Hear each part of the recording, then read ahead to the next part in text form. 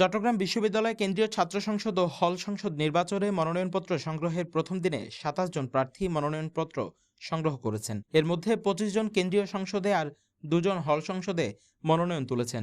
আজ রোববার সকাল ৯:৩০ থেকে ৩টা পর্যন্ত প্রথম দিনের মতো মনোনয়নপত্র বিতরণ করেন নির্বাচন কমিশন। মনোনয়নপত্র সংগ্রহকারীদের মধ্যে ভাইস প্রেসিডেন্ট পদে ফর্ম তুলেছেন ৭ জন, জিএস পদে ২ জন এবং এজিএস পদে ২ জন। বাকিরা অন্যান্য পদে ফর্ম তুলেছেন। তফসিল অনুযায়ী মনোনয়নপত্র জমা নেওয়া হবে ১৫ থেকে ১৭ সেপ্টেম্বর পর্যন্ত। প্রতিদিন সকাল ৯:৩০ থেকে বিকাল ৩:৩০ পর্যন্ত চাকসু ভবনের ২য় তলায় নির্বাচন কমিশনের অফিস থেকে মনোনয়নপত্র সংগ্রহ করতে পারবেন প্রার্থীরা। এজন্য কেন্দ্রীয় সংসদের প্রার্থীদের ৩০০ টাকা ফি ও হল সংসদ প্রার্থীদের ২০০ টাকা ফি প্রদান করতে হবে।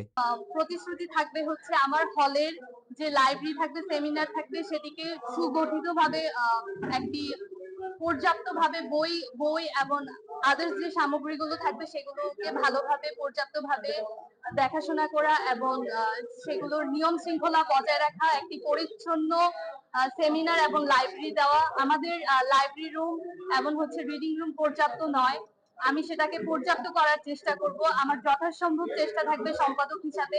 আশা করব আমার হলের আপুরা এবং হচ্ছে যারা যারা আছেন হলে অ্যালোটেড সবাই আমাকে আমার জন্য দোয়া করবেন এবং আমাকে ভোট দিবেন। ১৮ সেপ্টেম্বর মনোনয়নপত্র যাচাই বাছাই শেষে প্রাথমিক প্রার্থী তালিকা প্রকাশ হবে ২১ সেপ্টেম্বর এবং প্রার্থীদের প্রত্যাহারের শেষ সময় ২৩ সেপ্টেম্বর বেলা ৩:৩০ পর্যন্ত। চূড়ান্ত প্রার্থী তালিকা প্রকাশ করা হবে ২৫ সেপ্টেম্বর এবং ভোট গ্রহণ অনুষ্ঠিত হবে আগামী ১২ অক্টোবর সকাল ৯টা থেকে বিকাল ৪টা পর্যন্ত। ভোট গ্রহণ সমাপ্তির পরপরই শুরু হবে ভোট গণনা। চাকরি নির্বাচন নিয়ে আমরা যথেষ্ট আনন্দিত, যে উৎসাহ প্রকাশ করছি যে সুন্দর একটা নির্বাচন হবে।